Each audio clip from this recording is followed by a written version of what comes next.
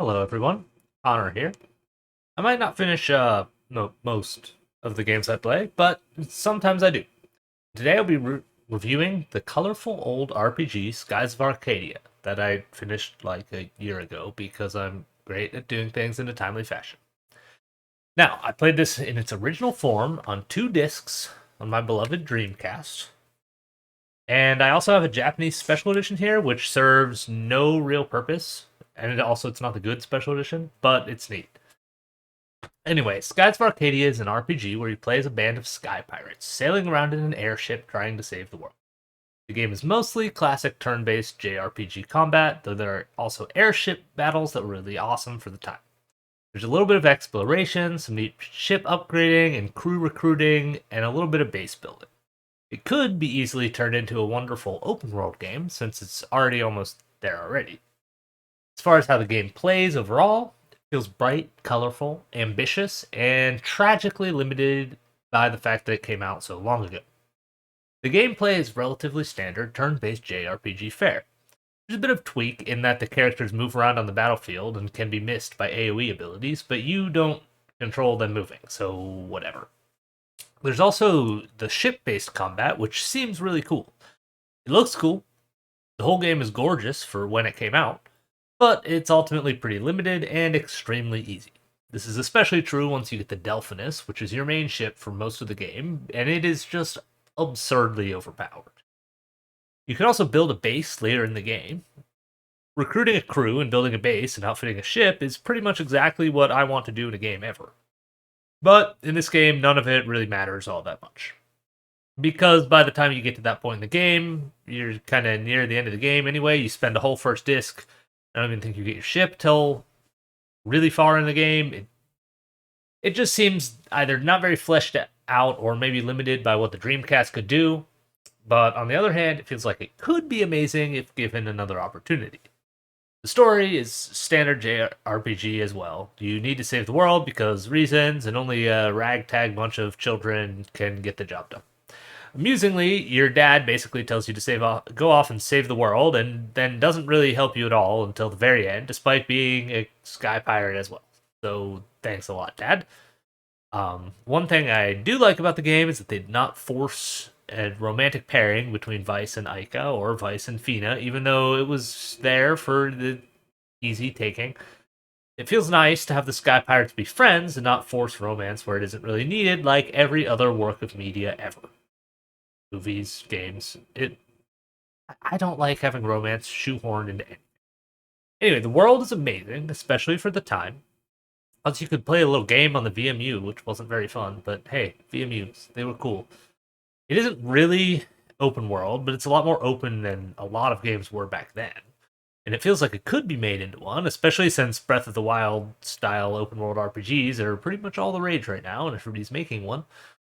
The world and its characters are colorful and charming, and it feels like there's a whole lot that could be done with it. Of course, the game has some glaring flaws. Number one, for me, being lengthy, unskippable battle animations. If I had hair, I would have torn it out, fighting the boss of the game in one of his various forms when he uses an extremely long ability every time he takes his turn. It's absolutely ridiculous. You're just sitting there waiting for an animation to finish so you can continue on with the battle. You're basically sitting there doing nothing. Number two on the list is instant death spells. They're not fun. They're rarely good or balanced in any game. And in this game, a lot of low level enemies have them. There's an area that I had to go through where it's basically like getting swarmed by Zubats in Mount Moon, but every Zubat, instead of having confusion, has an instant death spell. Really annoying. That being said, this game is just brimming with potential. It's a fine game in its own right, good especially for the time, but it could be amazing. It could be great. I mean, being a sky pirate is awesome. I would love to see a more fleshed out game where I build my base and build my crew and have adventures with the colorful cast of characters, and it just seems like it bit off more than it could chew for the time. I mean, Sega was really ambitious back then. I wish that they would bring back everything that they made in the Dreamcast era because they made lots of innovative, creative, amazing things that then just gave up to make more Sonic games and not even make those well. Come on, Sega, please. It wanted to be amazing, but it seems like it just couldn't at the time. It still ended up pretty good in spite of that, which is no small feat for an overly ambitious game. There are no sequels, there's only a remake of the original game for the GameCube, and the main characters appear in Valkyria Chronicles, which is another great game, but no other game that I know of. And here we come to the core of the issue. This is a good RPG with a good world, and it deserves to be a franchise. Got released on a console that died rapidly everywhere but Japan. Yes, the Dreamcast did not die in Japan, it lasted for a long time. And the Dreamcast had very few RPGs to begin with. And it got a remake on another console that wasn't super popular, nor super RPG friendly. I think this franchise deserves its time in the sun.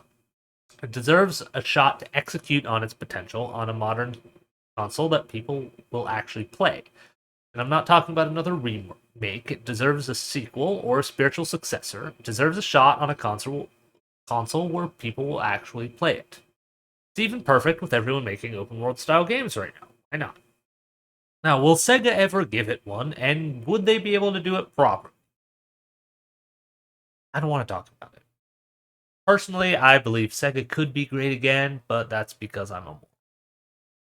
I love old Sega games. I wish they could ever get their shit together. Anyway, should you play it? If you like RPGs and are okay with the more frustrating elements present in a lot of older ones, sure, why not? But probably play the GameCube remake. I think I never played it, but I think they probably made some improvements. And you should probably emulate it. These games are ridiculously expensive since they're pretty rare. They're a bit of a time investment, though. It took a while for me to play through, but I'm terrible at games. It's good, but it's not like a must play. But it could be one if they ever, made another one and made it good. Anyway, that's all for me. Some random guy on the internet whose opinions you should definitely believe. One day, I'll actually finish another game and then make a video about it and do all this again. But we'll see when that actually happens.